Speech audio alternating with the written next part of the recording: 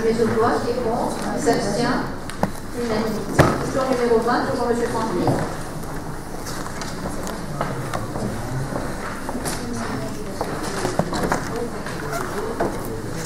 Il s'agit de deux acquisitions au 17-19 rue Colin, à savoir le lot numéro 19,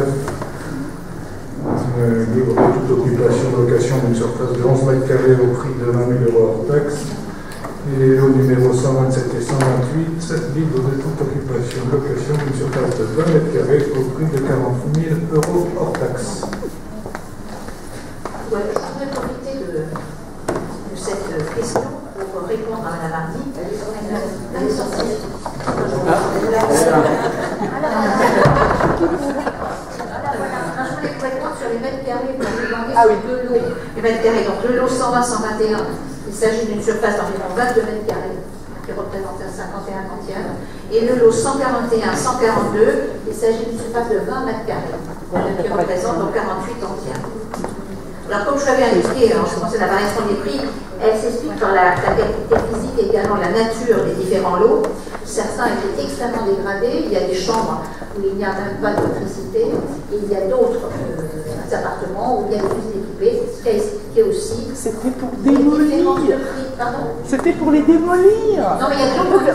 On a pris ce prix comme si on était un acheteur pour en faire quelque chose. Certains ont comment investi. Vous savez, l'État est tel que personne d'autre que nous aurait acheté. C'était frappé de... Ah ben c'est clair.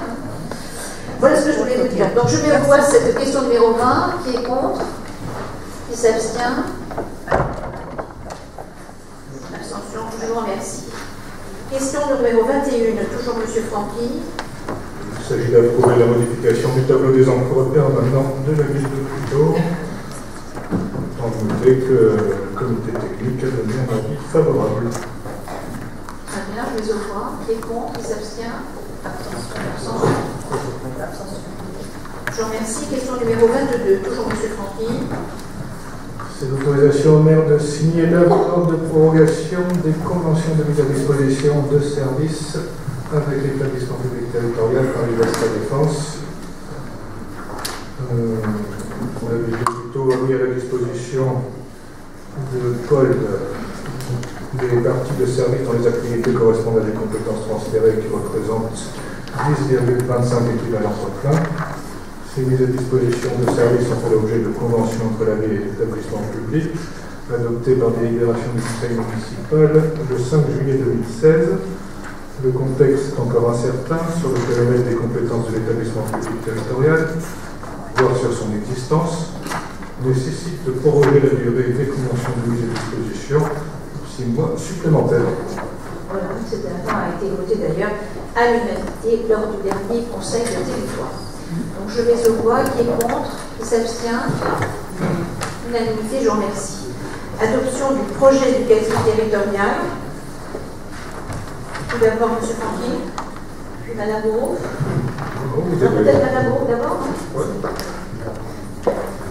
Alors Mme Bourreau, vous avez la parole.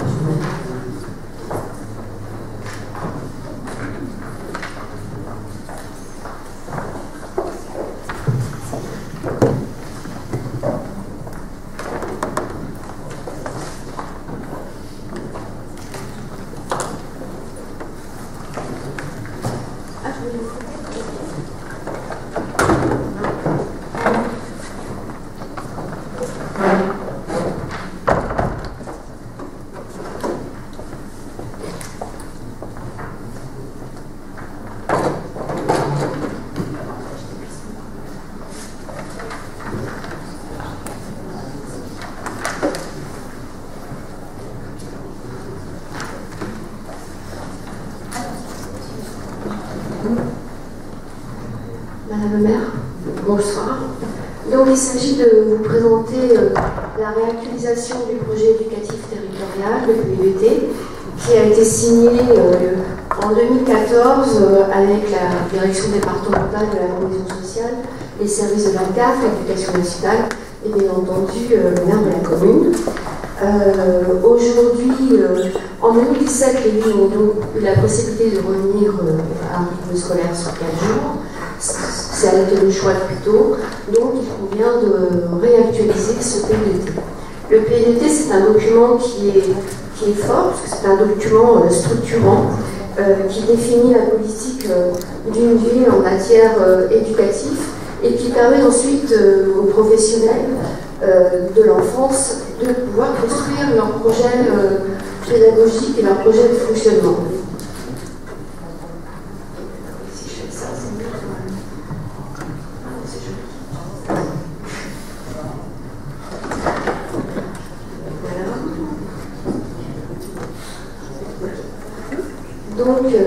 Donc voilà, le document qui a été transmis, je vais essayer de le résumer, je vais bien le résumer. Donc ce PDT s'appuie sur des intentions éducatives qui ensuite vont permettre aux équipes de construire leur projet pédagogique. L'accession progressive à l'autonomie, la socialisation, la solidarité et le bien vivre ensemble, l'initiative et la créativité, l'ouverture culturelle et l'élargissement du champ d'intérêt des enfants, l'éducation à la citoyenneté et le respect de l'environnement. Ce PDT, cette actualisation est un peu différente du précédent PDT puisqu'on a considéré que le temps de l'enfance était de sa naissance à sa jeunesse et pas seulement au temps passé à l'école. Donc c'est pour ça que ça va être assez large. Le public concerné, c'est les 0-3 ans, 589 enfants en 2016 sur Pluto, 4203 élèves scolarisés dans l'enseignement primaire et 2916 jeunes au sein des établissements du secondaire. Évidemment, ça concerne les écoles publiques et aussi les écoles privées. Cette politique qui est offerte, qui est mise en place et qui se décline, elle se décline à partir d'un grand nombre d'équipements de qualité sur la commune, à la fois des équipements culturels, des équipements sportifs, et aussi des écoles en bon état et des accueils de loisirs très accueillants pour les enfants.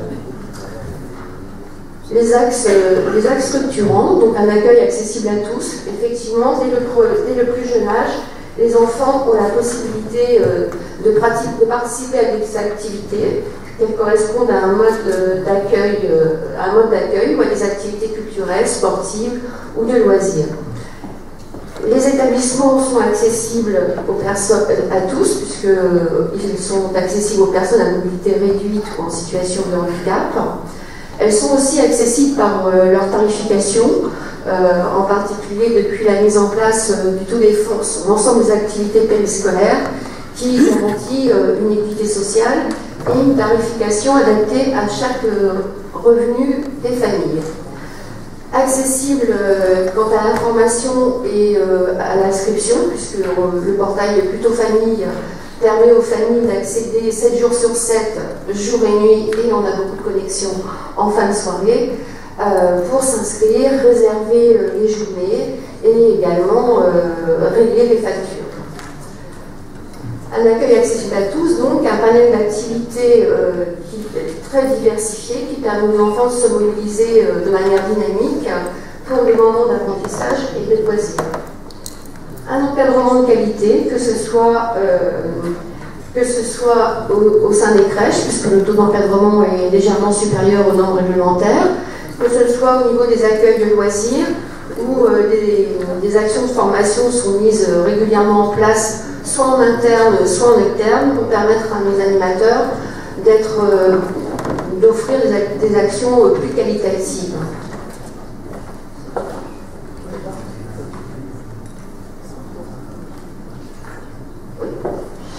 Alors, l'accueil de la petite enfance, vous le connaissez, ce sont les établissements multi-accueil qui proposent à la fois de l'accueil régulier, occasionnel et d'urgence. L'accueil des enfants porteurs de handicap, évidemment, est étudié avec beaucoup d'attention et des projets d'accueil individualisés seront mis en place avec les médecins de crèche, les psychologues, les professionnels et bien entendu les familles.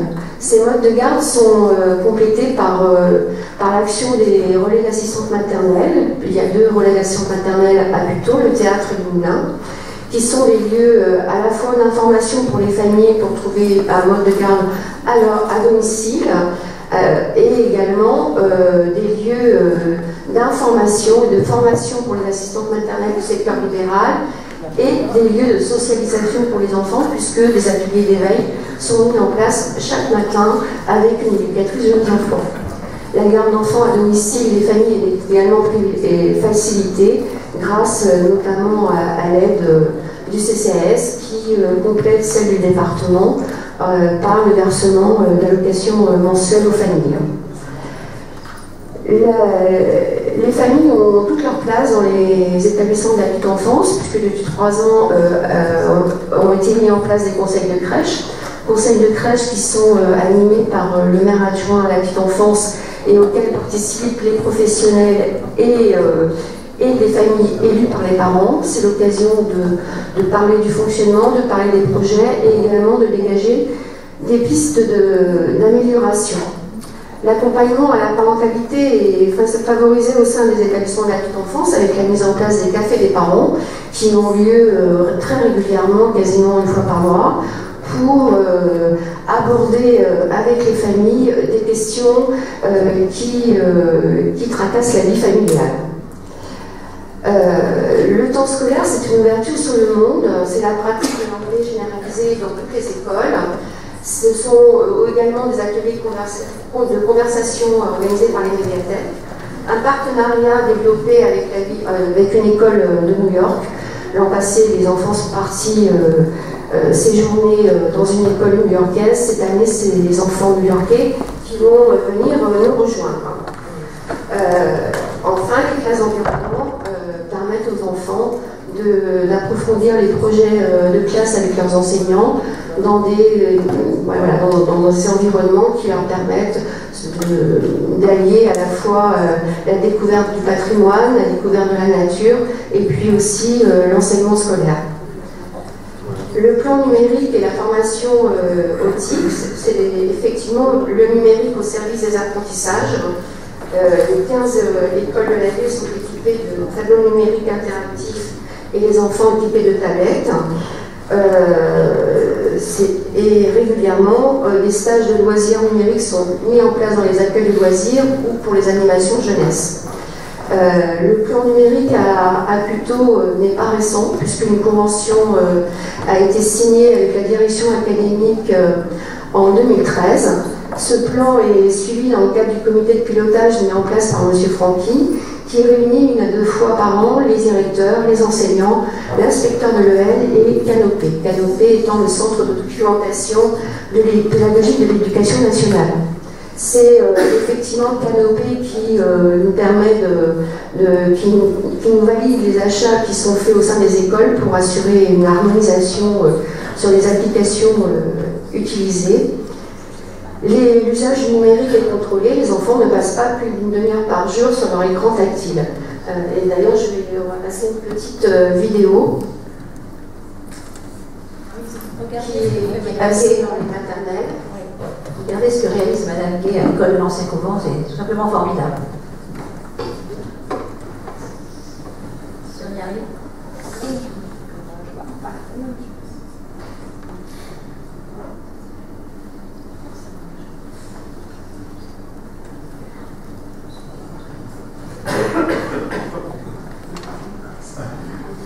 Ça prend du temps.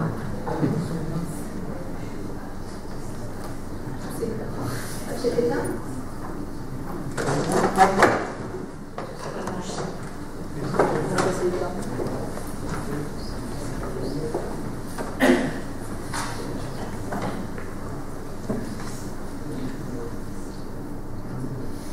Je ne peux plus rien.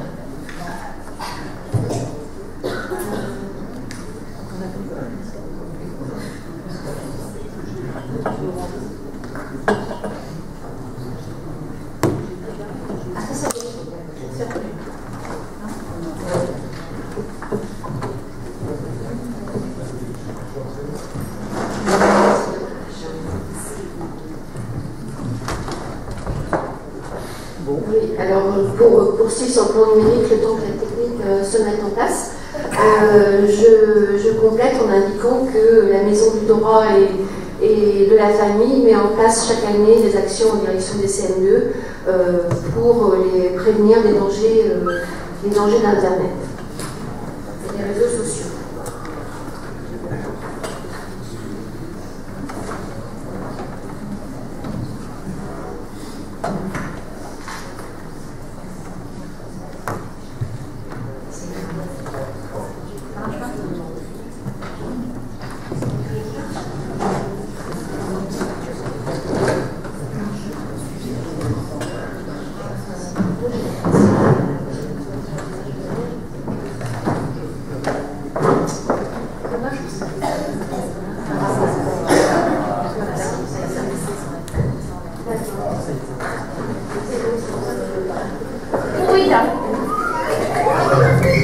Bonjour Philippa. Chaque matin, les enfants de cette classe de petite section de maternelle indiquent leur présence sur ce tableau numérique. Depuis 6 ans, les écrans ont investi les lieux au milieu des livres, des jeux et autres outils pédagogiques. Les outils numériques ne sont que des outils. Ce qui compte, c'est ce qu'on va en faire avec au niveau de l'enseignement. Donc pour nous, les outils sont au service des apprentissages. Ça n'a rien à voir avec ce qu'on fait à la maison. Les exercices qui sont proposés sont préparés par moi. On ne les trouvera nulle part ailleurs que dans ma classe. C'est en fonction des compétences que je veux travailler dans divers domaines.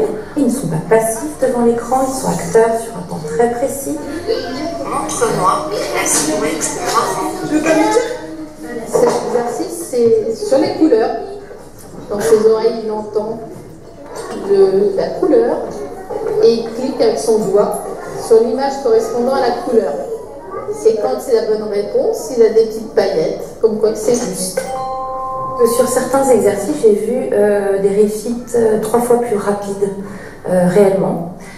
C'est dû au fait que les enfants sont autonomes sur certains supports et peuvent répéter autant de fois qu'ils veulent le même exercice, chose que lorsqu'on propose l'exercice de façon traditionnelle, quelquefois on le fait une fois par petits groupes et ils n'ont pas la possibilité de recommencer.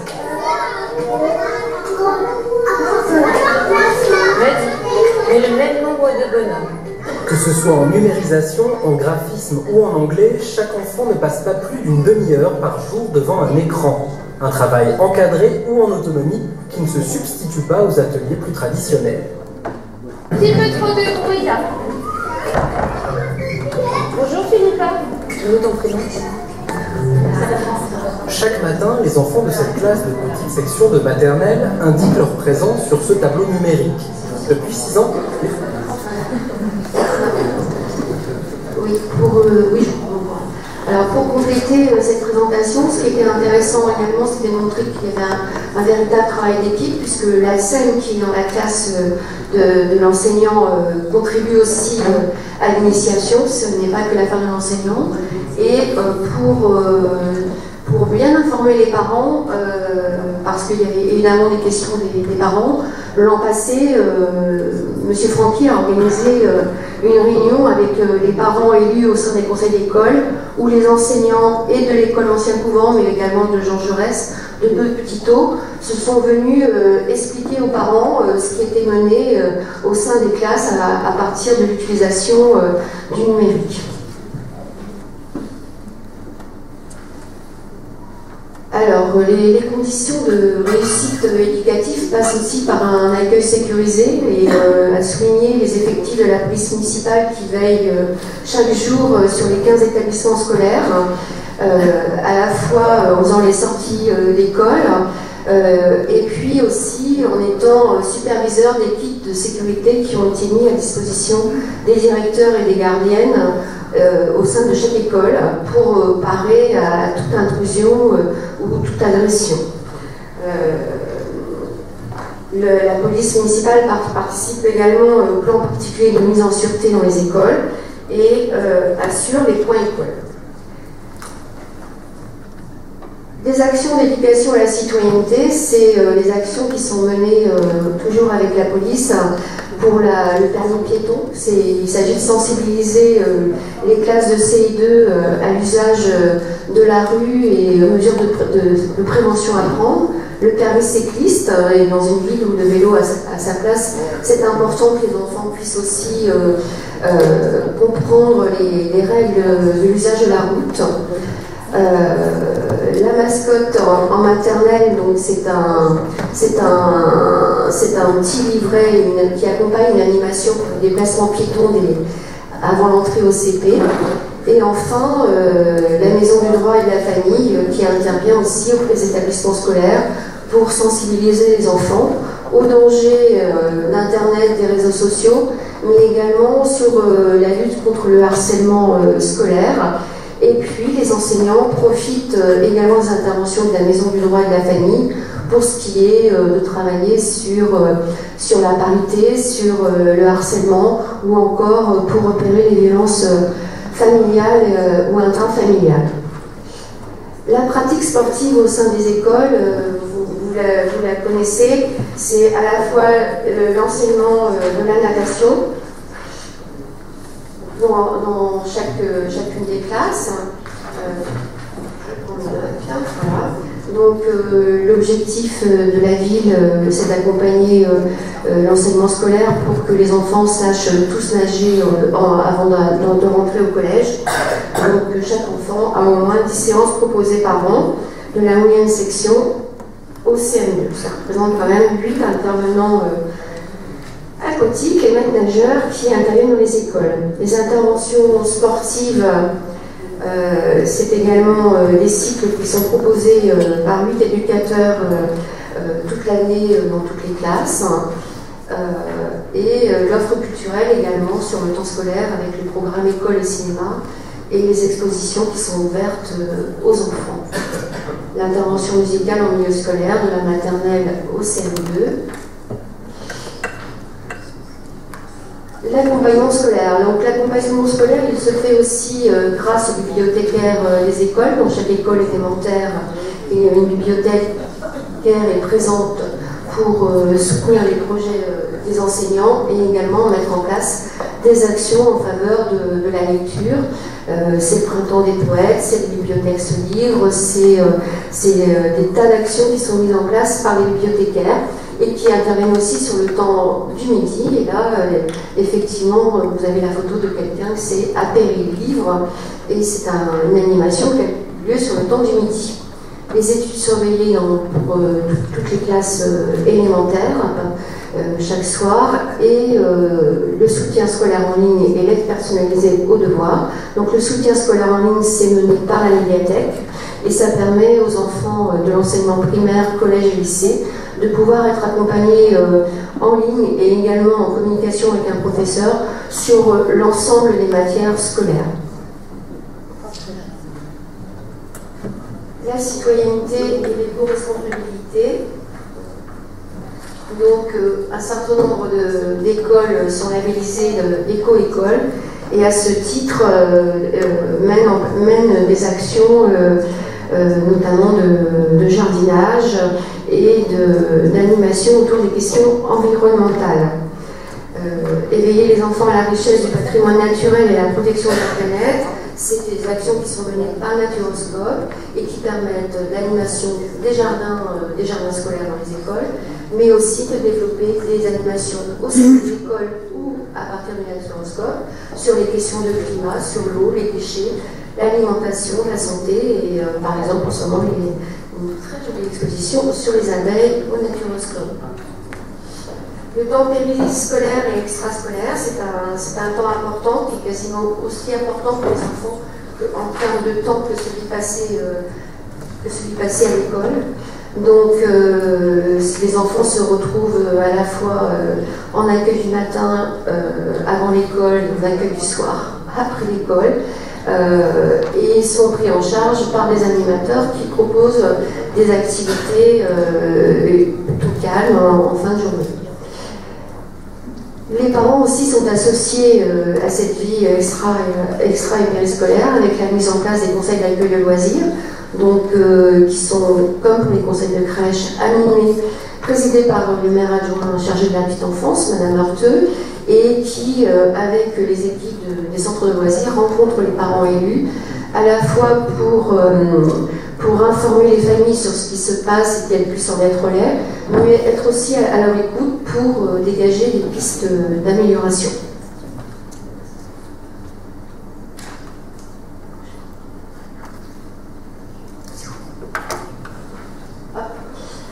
La pause méridienne. Alors la pause méridienne, c'est un temps très important pour les équipes. C'est un temps qui passe très vite et pendant lequel les enfants doivent se restaurer et aussi en profiter pour prendre le temps de faire des activités. Donc on sait tous que la restauration, c'est aussi un lieu d'apprentissage, à la fois sur les goûts, à la fois aussi sur la posture qu'on a à table. Et on développe depuis cette année la gestion du tri des déchets. Donc dans chaque école élémentaire est installée une table de tri. La dernière sera installée à la rotonde d'ici la fin de l'année. Et on constate que les enfants apprennent très vite à trier, plus vite que les adultes, et que ça se passe plutôt très bien.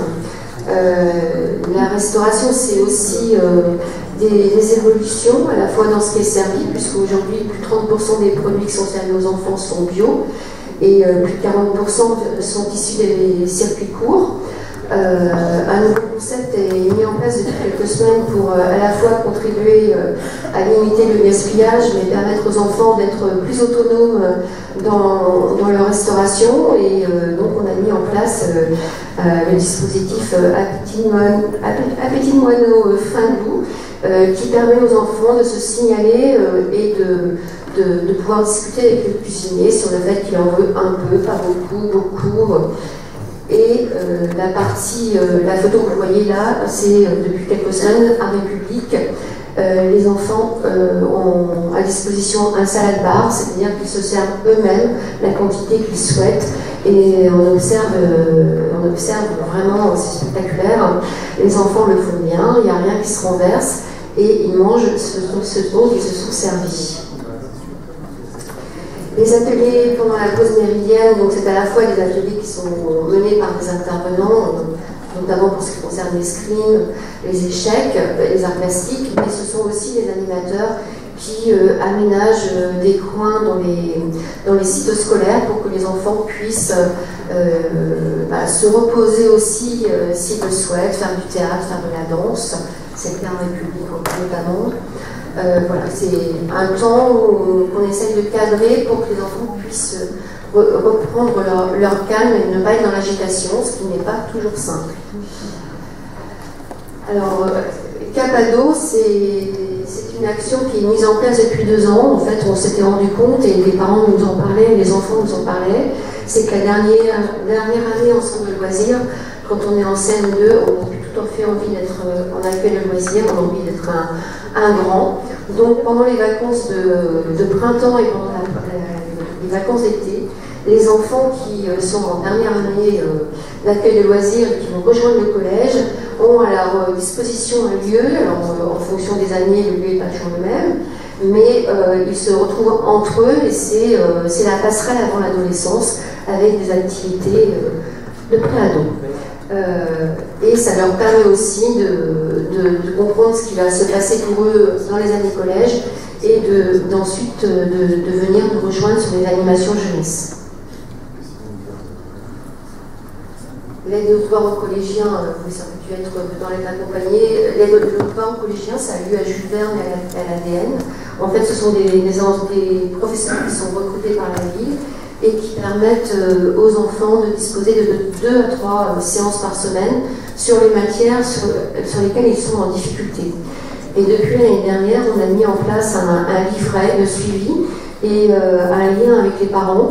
Donc les parents sont reçus au moins à 2 reprises au cours de l'année pour comprendre comment l'enfant évolue et pour être aussi partie prenante du parcours scolaire de l'enfant.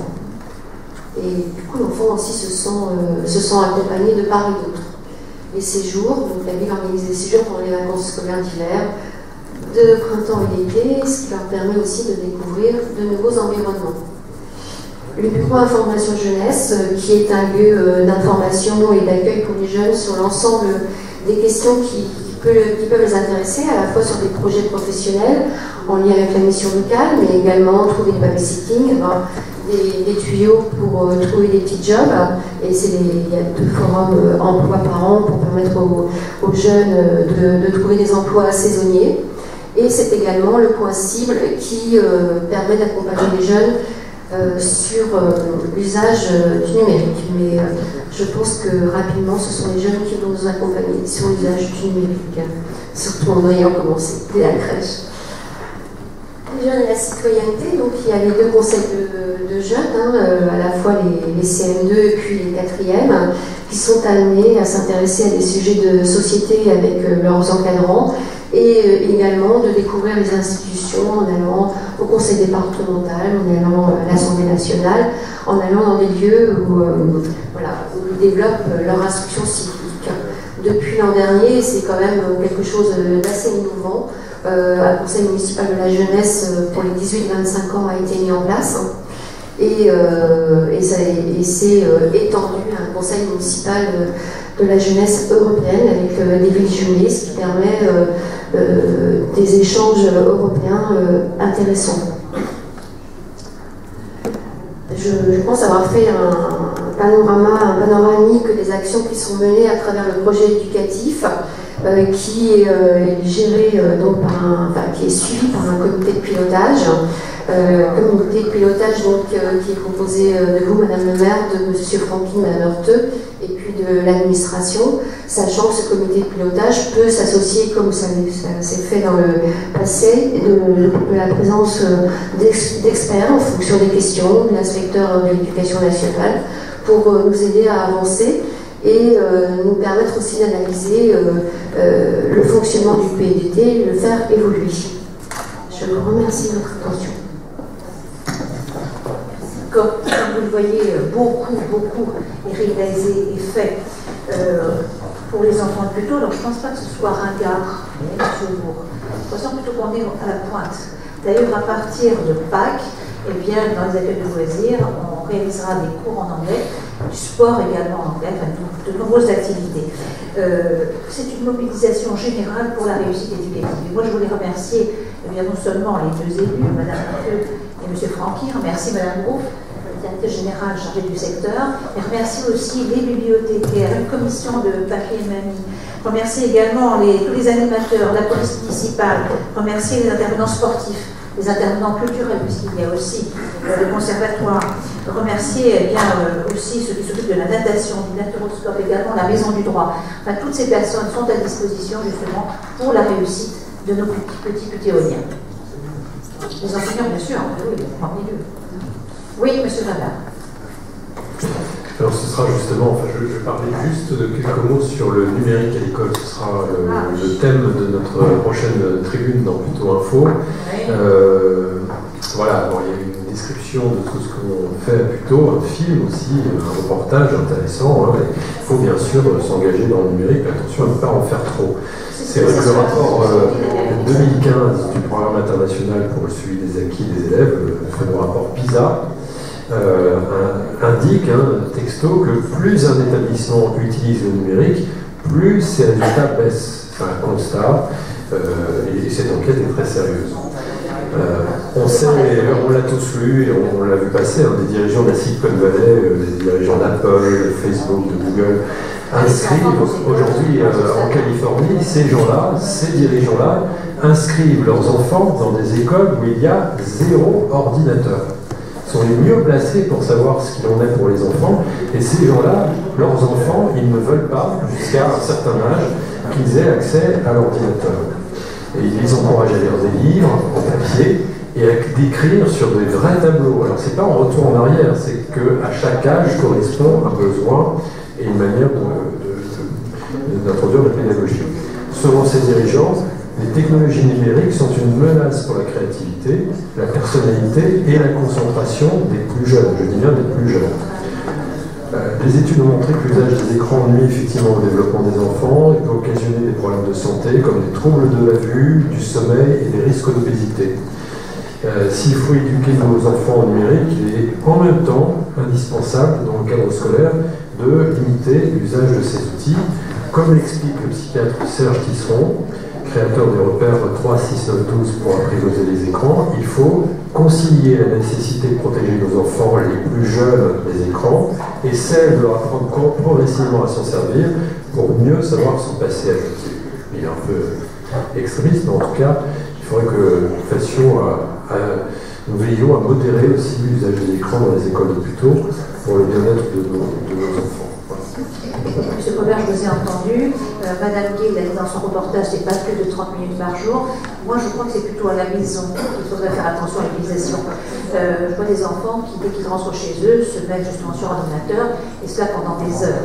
Je crois que c'est plutôt aux parents, je veux dire, de signaler ça aux parents, de faire attention à cet usage trop important de ces ordinateurs. Y a-t-il d'autres questions, remarques? Oui, Madame Jeanne. Oui, donc tout le monde a pu remarquer effectivement l'importance de l'offre en termes d'activités proposées.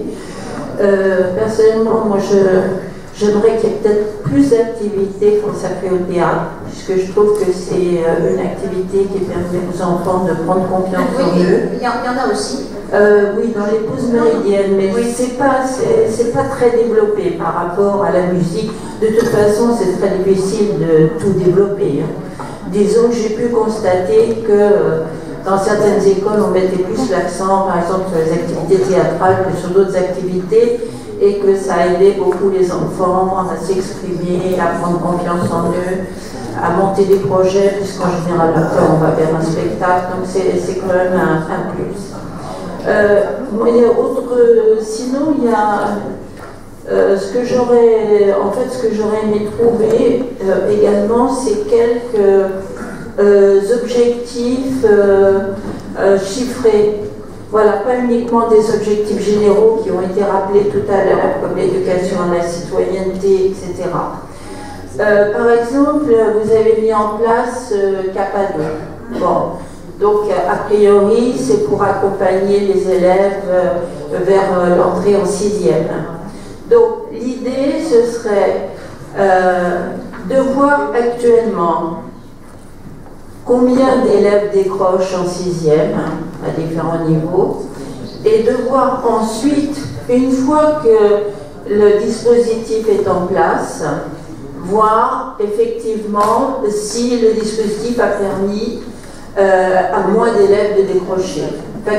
Ça permet, dans certains domaines, c'est pas possible partout, mais ça permet dans certains domaines d'avoir une évaluation un peu précise. Ça suppose un état des lieux au départ, et après une évaluation une fois que le dispositif a été mis en œuvre. Alors ça peut être fait aussi. Par exemple, à l'état des lieux, combien d'élèves maîtrisent complètement la lecture à l'entrée en 6e, par exemple. Ça, c'est l'éducation nationale. Oui, mais on peut quand même être interpellé par ça et éventuellement regarder si effectivement, si en mettant en place des soutiens scolaires comme c'est le cas, voir si ça permet d'améliorer les choses. Mais nous ne sommes pas autorisés en tout cas à réaliser des tests. Ce que l'on fait, c'est aider tous ces jeunes à aller plus loin. Et c'est vrai qu'à Padour, on a que 2 ans d'antériorité. Donc il faudra attendre un petit peu. Oui, madame. Capato, en fait, ça concerne le loisir, ça ne concerne pas l'école. Donc en fait, on se rendait compte que les enfants, en fin de cycle d'accueil au loisir, ils se sentaient un peu trop grands pour être en accueil au loisir. Donc on a proposé de mettre en place cette passerelle, et cette passerelle elle présentait aussi l'intérêt de permettre aux enfants de rester en animation jeunesse et de ne pas forcément traîner dans les rues pendant les vacances. Et se dire, bah oui c'est intéressant, pendant les vacances, quand je serai au collège, j'irai à l'animation jeunesse. On est sur le loisir, on n'est pas sur le collège. Et le loisir contribue à l'acquisition des savoirs. Et en termes d'évaluation, à ce moment-là, ce que vous évaluez, c'est le nombre d'enfants qui vient, alors qu'avant, bon, ils achètent toutes les animations et allaient dans la rue. Donc là, l'évaluation, ce serait en nombre de personnes. Je pensais aussi, un dernier exemple, aux activités péri ou extrascolaires. Vous savez que la réforme, elle avait aussi un peu pour but de développer. Alors, bon, chez nous, l'offre est diverse, hein, mais dans certaines communes, l'offre en matière de périscolaire ou d'extrascolaire est quand même beaucoup moins importante. Et moi, ce que j'aurais voulu savoir, c'est savoir combien d'élèves, par exemple, aujourd'hui, ont accès à des activités péri ou extrascolaires, et qu'est-ce qu'on peut faire, parce qu'en général, c'est lié quand même aux classes socio-professionnelles. Qu'est-ce qu'on pourrait faire, par exemple, pour que les élèves d'un milieu peut-être moins favorisé soient incités à profiter de l'activité péri ou extrascolaire. C'est-à-dire, bon, voir un petit peu si on peut mettre en place des dispositifs qui améliorent, disons, l'accessibilité aux différentes activités de tous les enfants. Est-ce qu'on a déjà remarqué avec la mise en place du taux d'effort que ça avait permis à plus d'enfants d'en profiter, par exemple? C'est clair. Voilà. Au niveau de Madame Jean, parce que je suis ancien professeur de lettres, on sait qu'elle connaît bien le domaine. Un petit peu. Oui, M. Francky. Tout à fait d'accord avec ça, et je pense que Mme Jeanne serait très utile si elle pouvait participer au comité de suivi du projet éducatif territorial. Si elle le souhaite. C'est une proposition. Non? Oui. Bravo. Très bien. Juste un petit mot, puisque je n'étais pas là, hélas, Mme Sassanat, mais elle m'avait saisi pour me demander si effectivement on pouvait imaginer du yoga pendant le temps scolaire. Donc je vais vous lire le mail que m'a envoyé l'inspectrice d'éducation nationale. Je vous confirme que la demande des parents n'est pas une priorité ministérielle, puisqu'on nous avait dit que c'était Mme Sarah qui avait dit que c'était les parents qui demandaient. En effet, l'apprentissage de la lecture, des mathématiques, de la compréhension de l'écrit sont des priorités. Je ne pense pas donc qu'il soit judicieux de choisir le yoga et la méditation comme priorité. Accordamment, Madame Genix. Voilà la réponse, je l'avais déjà annoncé au dernier conseil municipal, mais j'ai reçu donc ce mail qui le confirme. Donc juste pour s'amuser un petit peu, je ne sais pas si vous l'avez, c'est un petite grenouille qui fait du yoga. Voilà.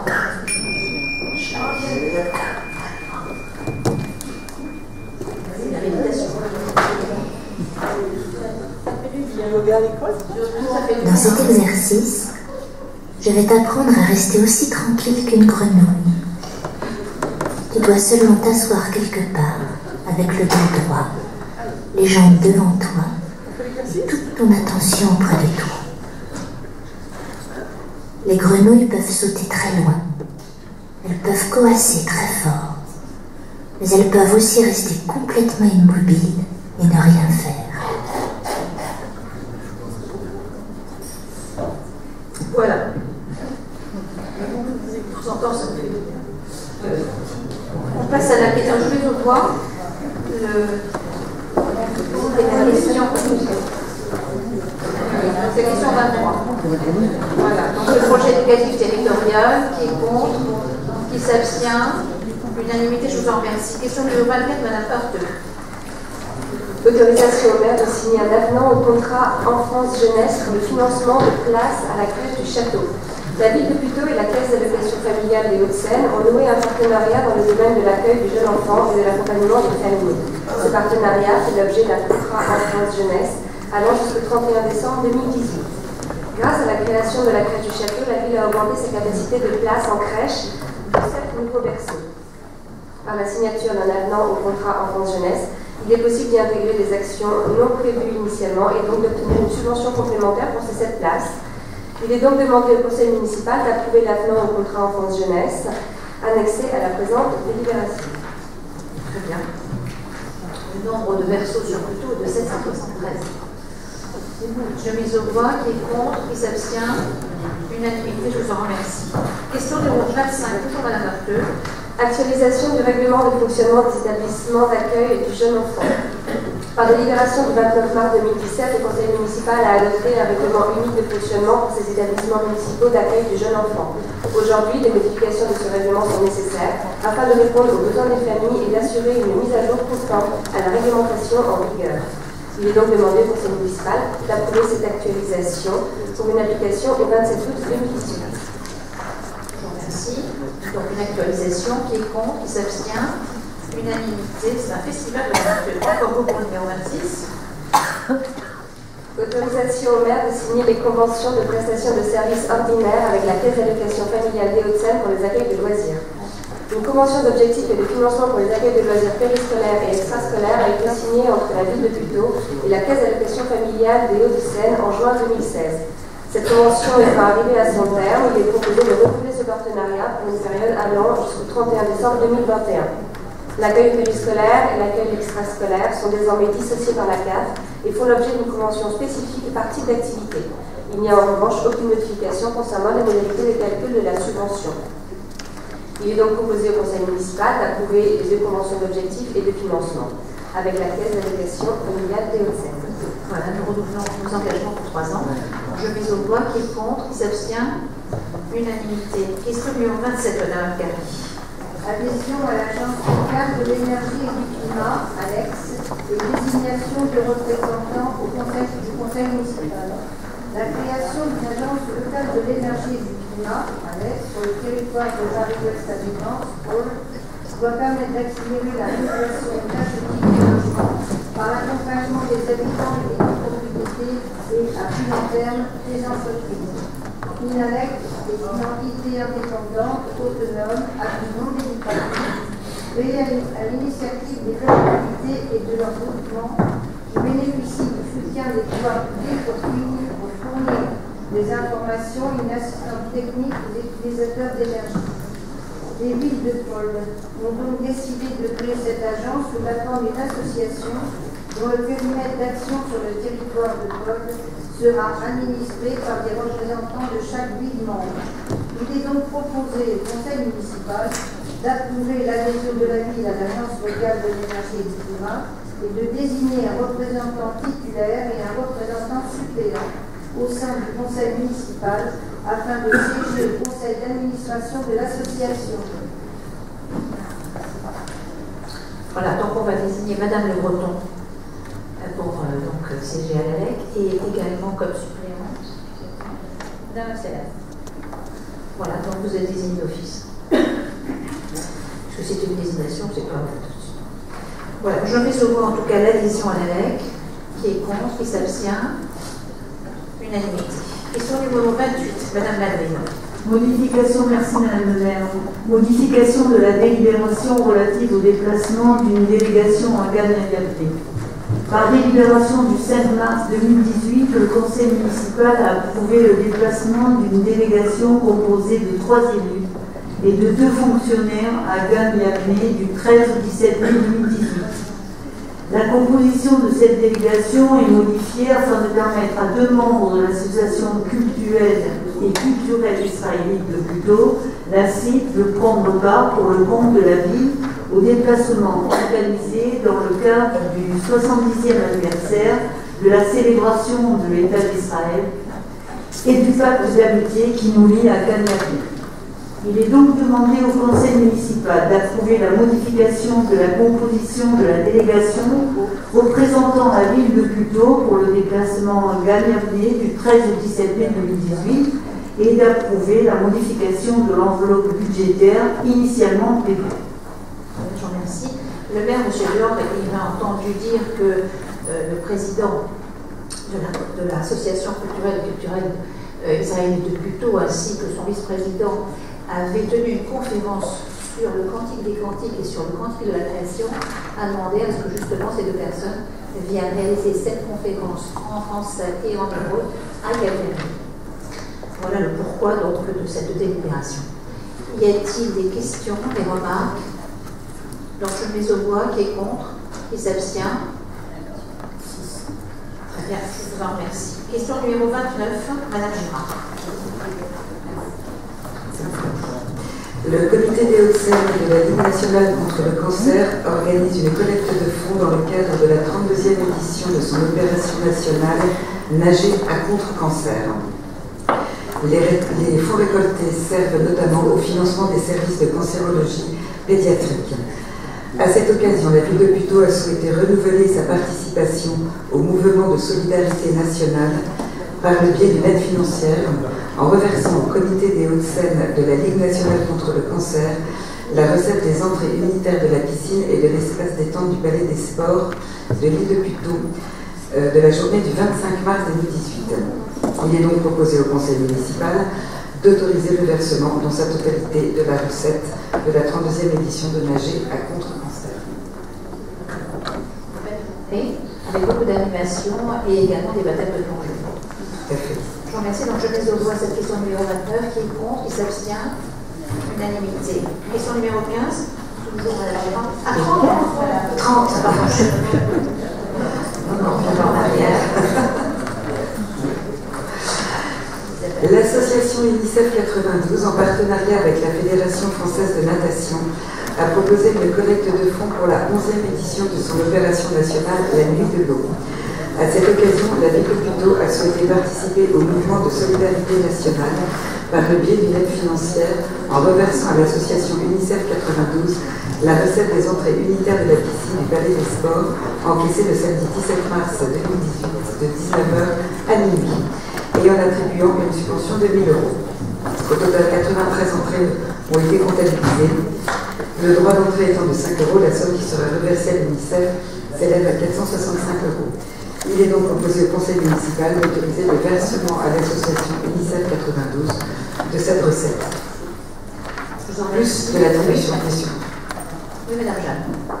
Oui, je voulais juste apporter une précision, c'est-à-dire que là, c'était théoriquement pour apporter de l'argent sur des projets d'accessibilité à l'eau en Haïti. Oui.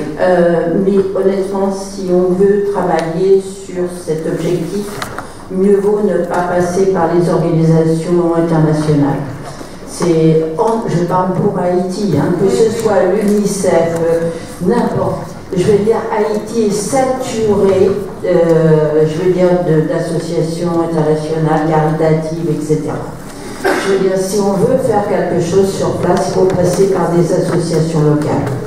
Enfin bon, ça c'est, je l'ai découvert en allant là-bas et j'étais moi-même très très surprise parce qu'avant d'y aller, j'aurais jamais imaginé le problème qui était posé par les organisations internationales sur place. Voilà. Très bien, on le date. Si vous pouvez nous aider justement à avoir le nom de cette association locale. Oui, d'accord. Juste un mot pour expliquer pourquoi ça ne marche pas, c'est-à-dire que en fait, elles sont comme des États dans l'État. Elles fonctionnent, elles ont créé leur petite organisation personnelle. Chaque association a créé son espace personnel, engage des gens, fait ses projets en concertation avec la population locale. Donc c'est une catastrophe. Voilà. Donc ça ne marche pas, ça ne fonctionne pas. C'est bien regrettable. Oui. Bien, je terminerai par une lettre que j'ai reçue du syndicat FO qui me dit ceci. Les questions mises à l'ordre du jour, les séances du conseil municipal sont nombreuses et leurs délibérations prennent de plus en plus de temps. Cet exercice, bien qu'indispensable et démocratique, n'est pas sans conséquence pour les agents qui y participent. En premier lieu, la fatigue d'une journée marathon qui dépasse largement les 10 heures d'amplitude quotidienne autorisée. C'est aussi des frais de taxi pour ceux qui n'habitent pas à proximité et qui, à des heures où les transports en commun ne fonctionnent plus, sont contraints d'utiliser cette solution. Il en va de même pour la restauration et les éventuels frais de garde d'enfants. Le bénéfice d'heures supplémentaires est nul si on sacrifie à des frais annexes. En tant que syndicat représentatif des agents de la ville et du CCRS, nous souhaitons, Madame le maire, vous soumettre en cohérence avec votre politique de gestion des ressources humaines dont l'axe majeur annoncé est le bien-être au travail, la proposition suivante. Programmer les conseils municipaux en journée, comme c'est le cas à Nières ou à Clichy par exemple, dans bien d'autres communes, ce serait aussi un moyen de satisfaire bon nombre d'administrés qui n'assistent pas aux délibérations du conseil en raison de leur tarif. Nous espérons vivement que cette proposition retienne notre attention. Nous vous prions de croire, Madame la maire, à l'expression de nos salutations les plus dévouées. Donc je prendrai une décision en ce sens pour les prochains conseils. Je vous en tiendrai informé. Nous, on n'a rien à dire. Nous, on n'a rien à dire. On n'a pas grand-chose à dire.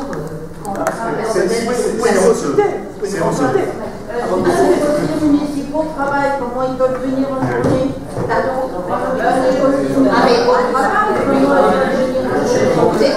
de prendre la décision, justement, je vais étudier tout cela et je vous tiens bien informé. En tout je voulais vous dire que j'ai été saisie de cette... De toute façon, on savait, au moment où la décision a été prise dans une autre ville, on savait que ça se passerait comme ça. Ça fait très longtemps qu'elle est prise d'ailleurs à Clamart. C'est pas d'aujourd'hui que ça date, monsieur. Donc ça ne date pas. Et pour l'instant, réflexion. Attendez, mais j'ai pas, on me dit que je n'ai pas mis au voie la dernière question sur la vie de l'autre. Donc je mets au voie qui est contre, qui s'abstient. Unanimité, je vous en remercie. Je vous demande simplement attendez, je vous dis simplement de rester ici pour signer donc, les documents, puisque nous avons voté le budget. Oui. Attendez, est-ce qu'on peut donner la parole? Est-ce que le conseil municipal sera associé notamment sur l'heure, sur le créneau d'heure? Parce que ça peut faire un problème de faire ça la journée plutôt que le soir. Moi, personnellement, une personne est mais non, je travaille et franchement ça va. Mais en revanche, il faudrait savoir quelle heure, parce que si c'est 9h du matin ou 15h, c'est pas la même chose. Vous voyez. Attendez, on va regarder tout ça. Je sais que la région le fait également, mais on va réfléchir quand même. Je viens de recevoir cette courrier, je vais réfléchir à ce oui, en effet, sans préjuger de la décision que vous prenez dans la rumeur, je pense que ça mérite un minimum de concertation et de discussion entre élus. Que les organisations syndicales et les positions ça les regarde. Je pense quand même qu'avant la décision est tombée, il est tout à fait indispensable qu'on y soit par associé, qu'il y ait une concertation à la et quoi qu'il en soit, si vous étiez amené à prendre cette décision de tenir des conseils municipaux en journée, il est évidemment indispensable d'établir un calendrier annuel pour pouvoir s'organiser à l'avance. Là, ne peut pas s'en doute.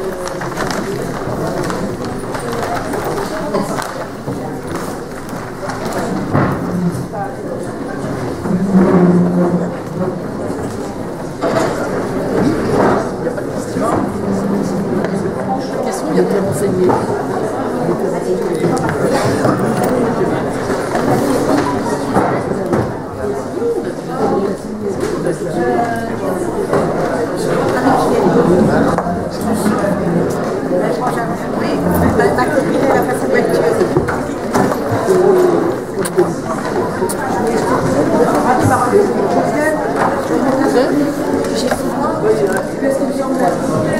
Ah, d'accord.